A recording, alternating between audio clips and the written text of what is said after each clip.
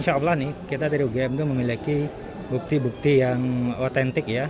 Gugatan yang dilayangkan untuk Rektor UGM, Wakil Rektor hingga Pembimbing Akademi Pak Jokowi sendiri, dari UGM sendiri tanggapannya seperti apa?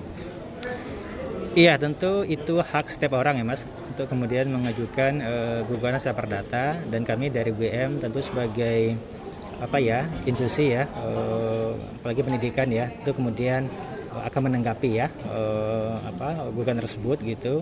Tentu kami bersiap ya terkait dengan tentu proses persidangan yang akan kita lalui. Jadi pada intinya adalah kami tentu mempersiapkan gitu, dan itu hak dari penggugat gitu.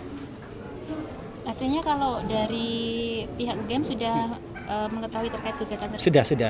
Sudah kami sudah memperoleh rilisnya dari pengadilan gitu untuk tanggal 22 Mei ya, hari Kamis besok gitu. Oh, sidangnya tanggal 22 Mei. 22 Mei betul. Kalau dalam hal ini persiapan untuk menghadapi sidang pribadi? Persiapannya tentu kami pelajari ya, kami pelajari gugatannya gitu. Tentu kemudian hal-hal yang kemudian menguatkan kami, tentu kami persiapkan untuk bukti-bukti pendukung gitu. Ya tergantung dari yang mereka minta gitu kan. Tentu kita kemudian memberikanlah jawaban ya terkait dengan apa yang mereka dalilkan dalam gugatannya. Apa saja Mas bukti pendukung yang dibawa penjenengan untuk menghadapi gugatan ini? Kalau itu kan udah masuk pokok perkara gitu ya Pak. Saya kira sih kalau pokok perkara nanti di persidangan aja kali gitu ya. Mas, kalau untuk yang ini kan termasuk yang sidang besok itu kan berarti artinya masih banyak yang meragukan terkait pernyataan dari UGM. Itu sikap dari UGM seperti apa?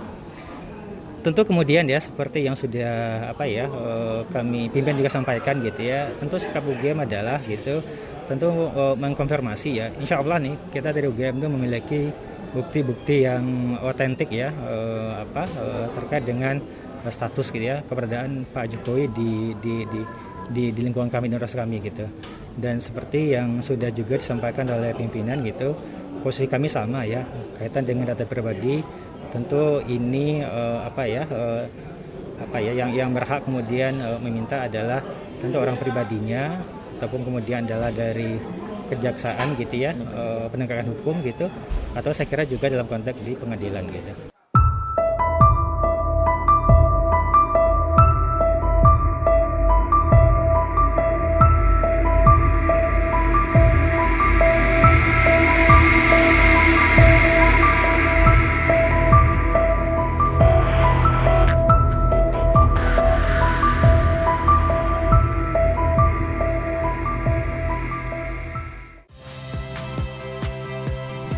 Saya Agin Fridianto.